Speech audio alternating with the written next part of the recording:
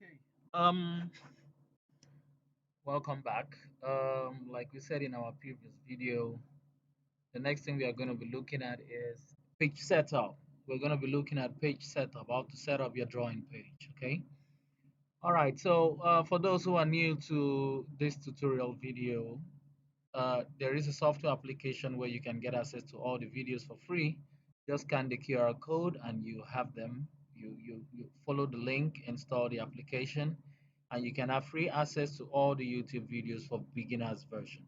Okay, thank you very much. Then let's start.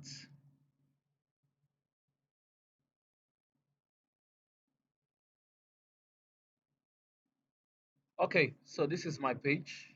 By default, this is what I'm getting. All right, so the first thing I want to do is I want to set up this page so I can start working. Okay, so two things. First, set up your units. What unit are you using? Are you working with the imperial unit or are you working with metric unit?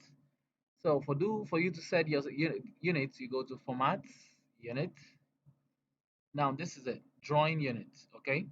For the length, what type of unit am I going to be using? I'm okay with decimal. Okay. And I can change this to zero point 0.0 for my precision. It depends on how many decimal places you're going to be using. Then my insertion scale, I'm using millimeters. I prefer working with millimeters. Okay. Then you don't really need to touch this if you're not drawing with coordinates. If you're not, doing some coordinate plotting, you're not drawing to coordinates. You may not necessarily need to set anything here. Just leave it at decimal degree.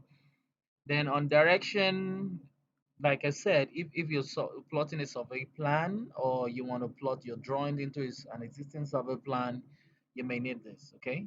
So if you're working with coordinates, you may need to set this depending on the direction from your coordinate data. Okay, so this is that. Then okay, so I just change this and this and okay. Then clockwise, clockwise is I need everything moving from left to right, not from right to left. Then okay. All right, so when you're done with your unit, the next thing is your page limits.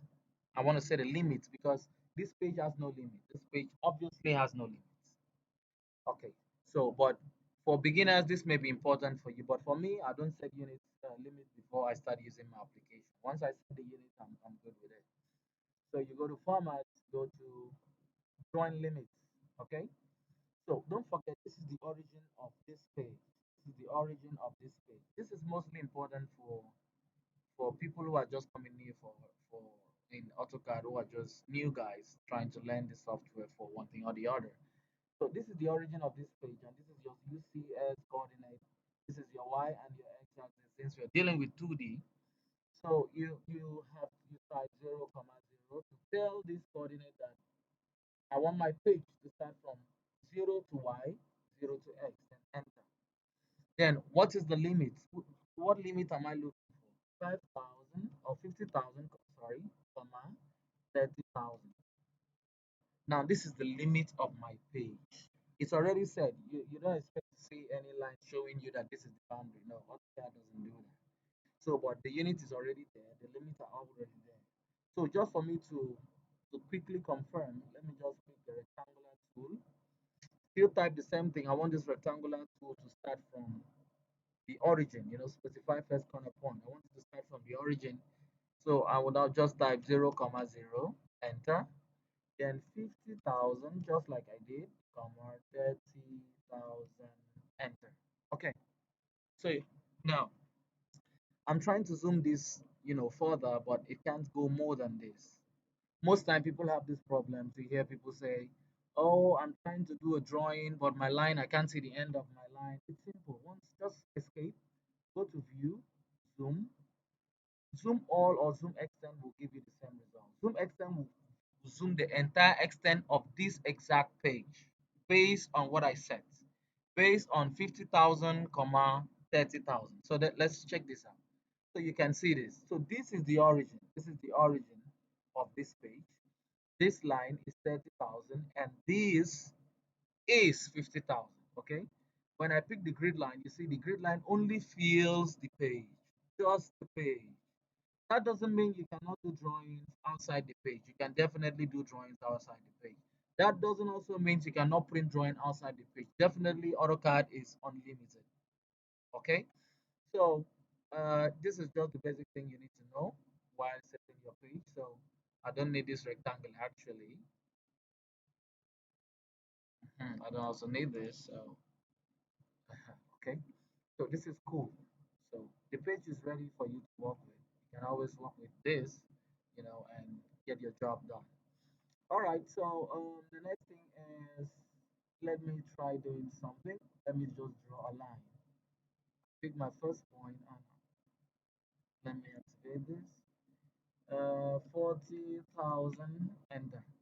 Now, if you discover something, the end of this line goes beyond the screen because I have a display screen that is limited to my size of my laptop, screen resolution of my laptop.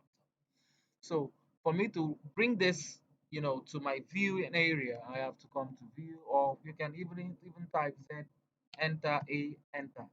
Z means zoom, A means all. Okay, so you can always see this. You can see this. Okay, you can always see this. Most time people say, I don't want this line, I don't want this coordinate moving around my drawing. So you can lock this up permanently in one corner. You go to tools, go to name UCS, go to settings, deactivate this. Okay. So no matter how I zoom, this guy cannot move from here anymore. Okay. So this is very important. So this is how to set your page, and this is how to get it done. So don't forget, I have already set my units. So if I'm typing, I click here and I type, I need 5,000, enter. Okay. You see, it breaks at the 5,000 length from 0 to 5,000. I type 3,000, enter. Okay. I change to the next direction, 5,000, enter. And I'll take it up. I might decide to click. I might decide to still type 3,000, enter. Okay. Then escape. Whenever you're done with a particular command with AutoCAD, you just escape so the mouse can be free. So you can see this is what we have. This is a rectangle, 5,000 by 3,000. This is a smaller scale of our page. All right. So in our next class, uh, we're going to be looking at understanding layer settings and applications. Okay. So for now, we'll just hold on here. Then we start our next lecture.